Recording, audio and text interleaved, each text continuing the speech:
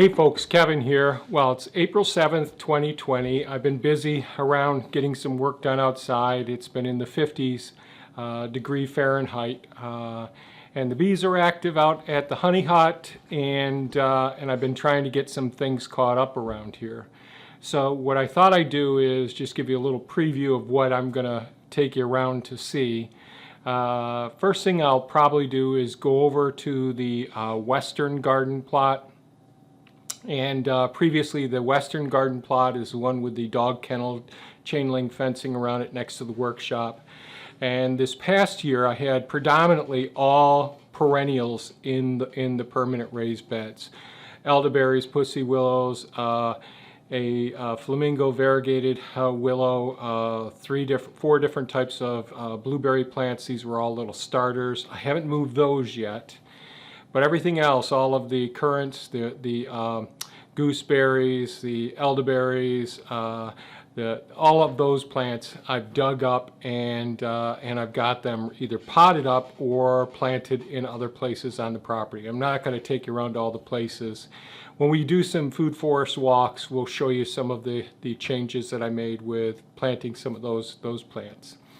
But over in the western garden plot, after getting out all of the rooted hardwood cuttings, had such massive growth of some of the root structure on these hardwood cuttings, and I had a big weed problem as well. I decided to use a tool that I seldom use, and it's the rotary tiller that hooks onto the back of the BCS tractor. So the BCS tractor is an Italian-made two-wheel walk-behind tractor that with the power takeoff, it has many different attachments. You probably may have seen the flail mower that I use, the rotor tiller, the power harrow, which really dresses the beds, make the beds really beautiful, and gets them all set. And today what I'll show you is the rotary swivel plow. And so that's what I did do in the western garden plot, is I used the rototiller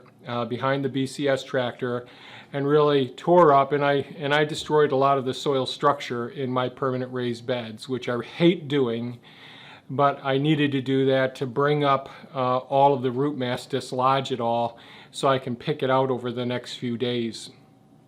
We should be getting some rain today, and the beds were relatively dry today, so it was, or yesterday, it was pretty good to go through.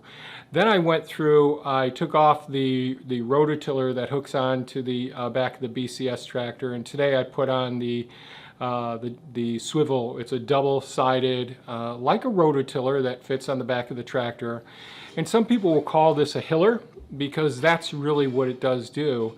So once you rototill the area and it's all pretty much flat, in order to create raised beds, you take this swivel hiller or plow down. And what it does, it acts like a rototiller, but instead of breaking up the material and sending it right behind itself and leaving a nice level bed behind it, what it does is you tilt it to whichever side you want it to go, and it'll throw the dirt from the path up onto the bed. And since these beds were all wood chips before, all of the paths were made from wood chips and paper products, cardboard and all that, that's all broken down beautifully. I made a video I think a year ago about how well that had broken down. And I just threw that material up on top of the beds. Now the beds aren't dressed yet, but I thought what I'd do is to take you over there and show you that as well. And I'll take you over to where the BCS tractor is, because I didn't put it away yet. I washed off the swivel rotary plow.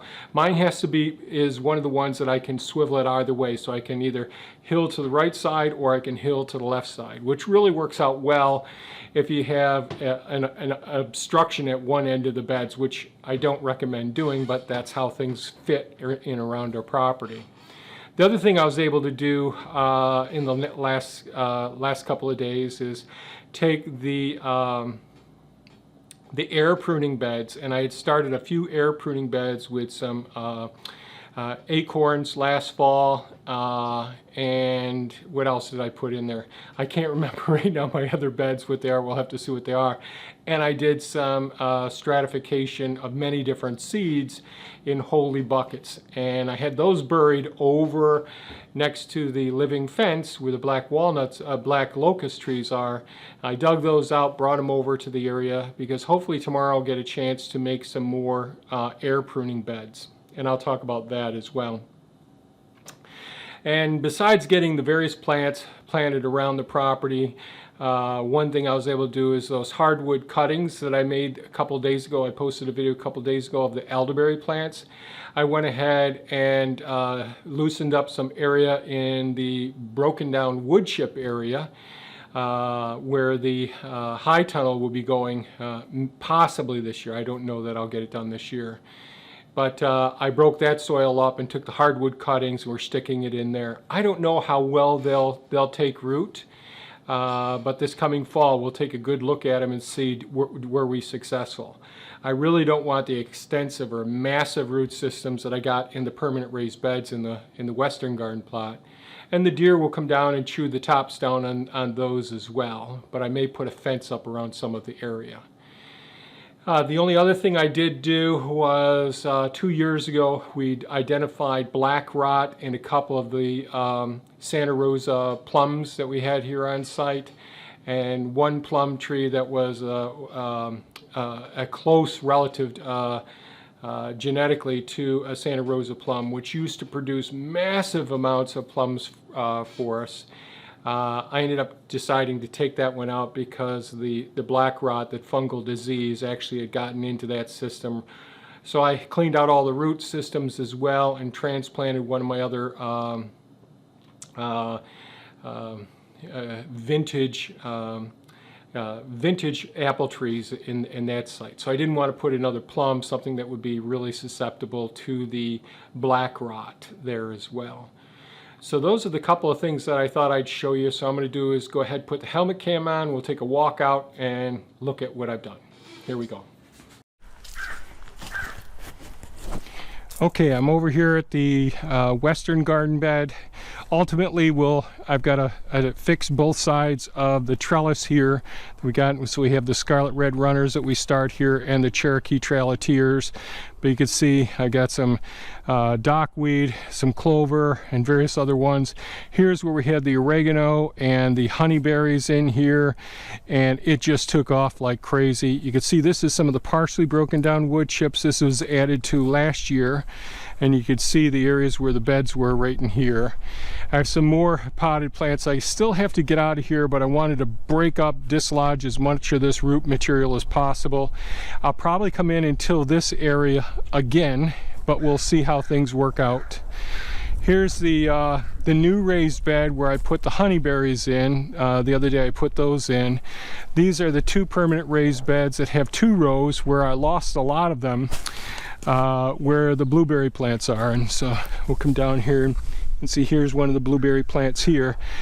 And so these 2 beds have had some modification to the soil. I've added peat moss to these, and what I'll end up doing is fixing these other beds over here, amending them with some peat moss to drive that pH down so it's more hospitable to the blueberry plants.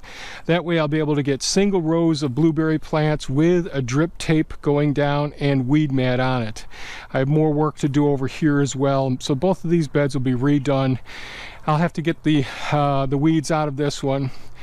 Down here, so these are the beds, 3 beds. They aren't perfect yet, but what I did was I went through and rototilled them, and then I took that swivel plow or furrower and I ran it down right in between the beds and tossed the soil from the path up onto the beds. And I did that both ways. You could see I had to stop here because that's where the hydrant is, so I couldn't go any further than that. So I'll do that part by hand as well. But this way here, I was able to take all of that, the green material and root material, incorporate it right into the area like most people do with their gardens. I don't like doing that way. The main reason is I destroy all the soil architecture, destroy the microbial community. But given the situation and the time that I have, the rototiller on the back of the BCS tractor turned out pretty well to get this done. So this is a nice width of the paths when I get finished. This is what they'll look a lot like. And the white stuff down here is perlite. That's not recommended for going into garden beds, but around these new blueberry plants, I wanted to make sure that there was adequate drainage for them. And so a lot more work has to be done in here. There's 2 years now that these beds weren't tarped. This last year it wasn't tarped because we had all the perennials here, so I couldn't tarp it. But those tarps really help to keep the weed seed, the blown in weeds, and the stuff when I'm snow blowing all winter long, all along in here, I throw it someplace and it ends up landing right on here as well. So it gets loads of weed seeds. So this whole area will start to flash right up with weed seeds, and I'll end up flame weeding this.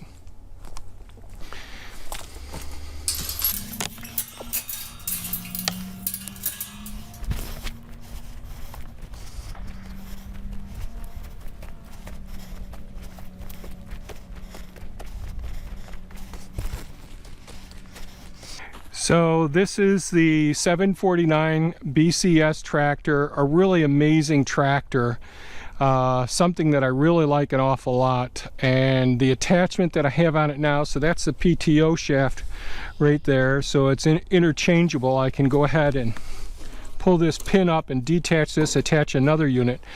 And this BCS tractor is so much more flexible because it has variable speeds, and it also has a reversible handlebars. So you see that the way that this is now, the motor's out in front, and this is a walk behind unit. So the rototiller, the power harrow, and this swivel power hiller or furrower works off of the back of the unit. And if I want to, I can detach, this shows, detach this right here. Oh, wrong way, sorry about that. And I can just turn this bugger right around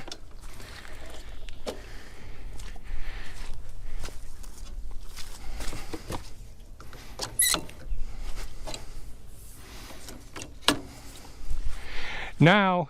To hook my flail mower up, the flail mower sits in front of the BCS tractor, and the engine's a nice counterbalance for that unit. Works out extremely well. Now it doesn't work for this particular unit, but now the PTO is on the front of the tractor as opposed to being on the back of the tractor. It really makes this unit really beneficial. So this hiller right now, the swivel rotary plow or rotary harrow or furrower, what this does right now is it would just work like a rototiller in this position, but when I do this, that turns the axis here, and it's going to go ahead and throw the soil from the path right up onto the bed that side. By doing this, it'll throw it up onto the bed this side.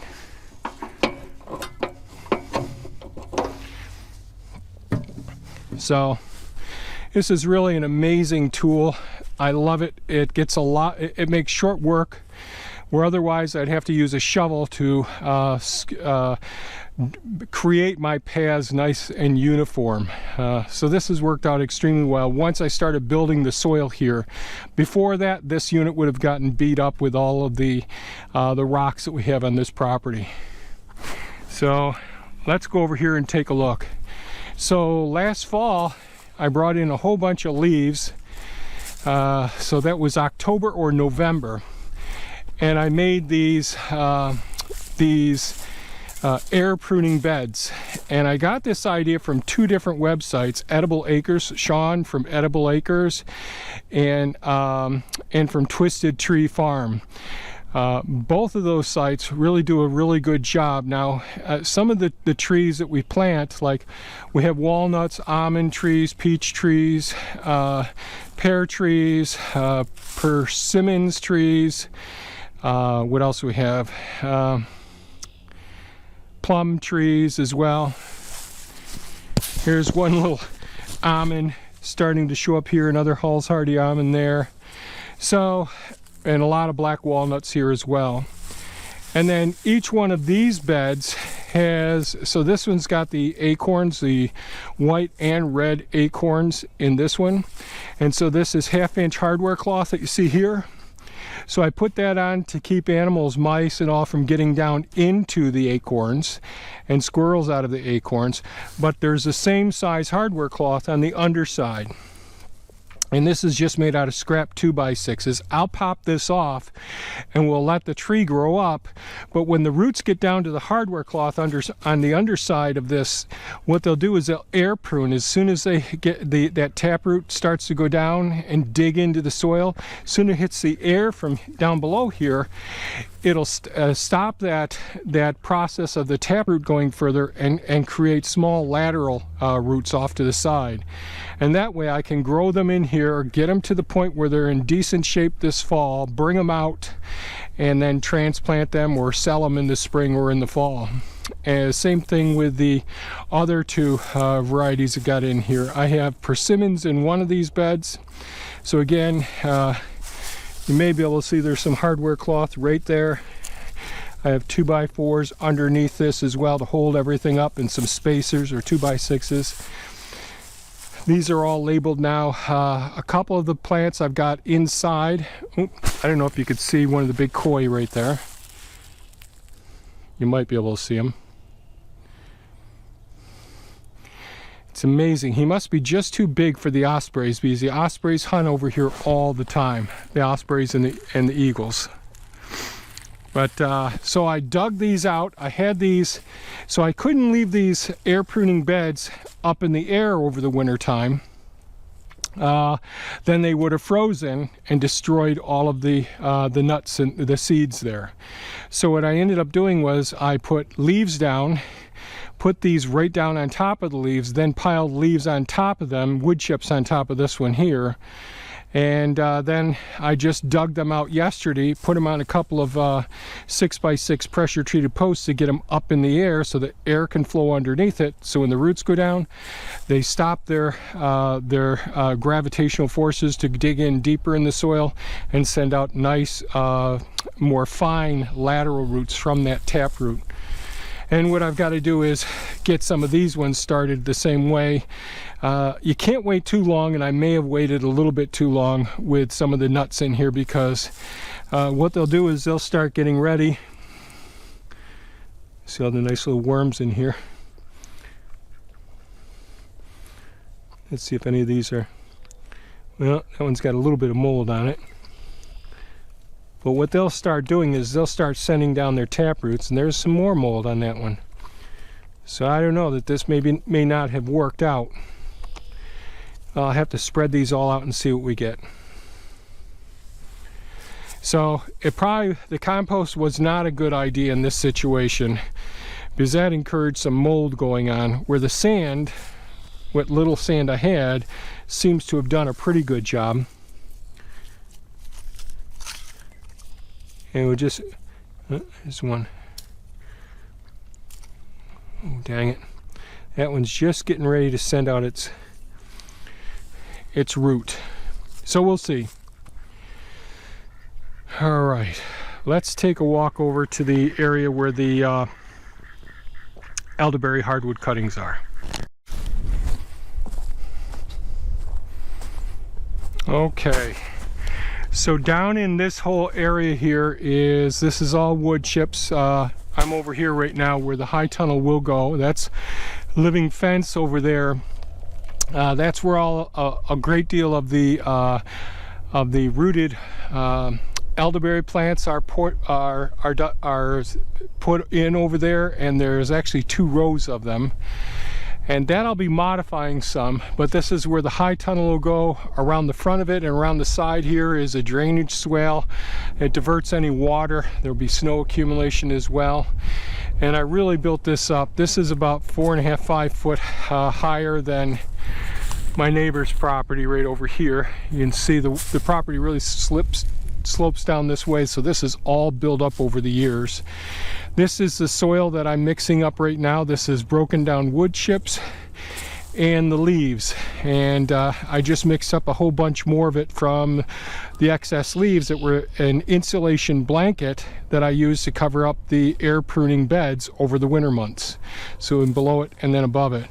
Here are all the elderberry hardwood cuttings. This area won't be watered. I don't think I'm going to water this at all during the summertime, so hopefully I think we'll get some rain tonight, and we'll see how this works out. This is the first time trying it over here. This was really compacted. I had to break it up a little bit to get these in, and there are a couple elderberries over there that are already rooted. We'll see how that works out as well. I have some more potted plants to get over in this area as well, and let's take a look at two other buckets.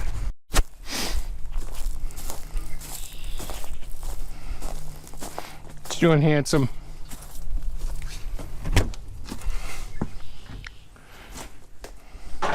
So in the last video I showed you some of the hardwood cuttings. We got red currants, we've got hosta berries.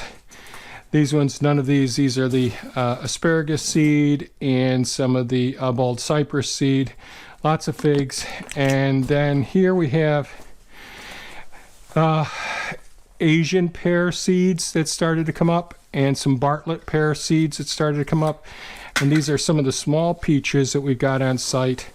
Those seeds started to pop up here. So I brought them in here because this is going to protect them from the freezes that we're going to get over the next about 2 months. So we'll still have a lot of frost that'll be coming through here.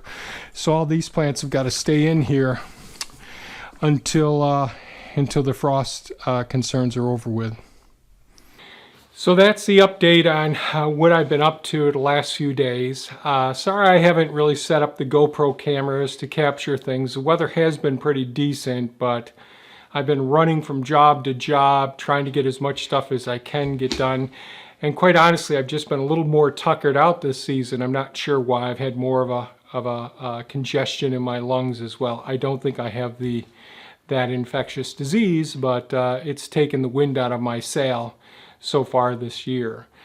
But so there aren't pictures of video of me running the rototiller off the BCS tractor. It does such an amazing job, although I'm not into tilling. And certainly that double swivel rotary plow or furrower hiller, it works extremely well. I've got a lot more work to do over there. I'll have to get some peat moss. I've got some peat moss that's stored out back. Unfortunately, it got wet. These little holes got in the bag. So that really increases the weight of those big, large capacity bags of peat moss. So I'll bring a couple of those bags up, work it into the soil there, keep pulling out the weeds, getting that area ready in the next few days. The other thing I have to do really soon is, if I'm going to get another air pruning bed, I need to make that tomorrow, because I just don't want those nuts to start. It's dangerous to move those nuts from the buckets once they've started to send down the root, because if we damage that root, we've just destroyed that tree potentially. And I'm just too far behind. I'd hoped to do all these things 2 weeks ago, but I'm just behind. So that's it as far as the update goes. If you have any comments or questions, leave them below. I really do appreciate everyone's comments and interactions here on the site as well. And if you think this was of value, give us a thumbs up. If you think this was nuts without any of the video footage, sorry about that. But you can leave a comment about that as well. So thanks so much for watching, folks, and have a great day. Bye-bye now.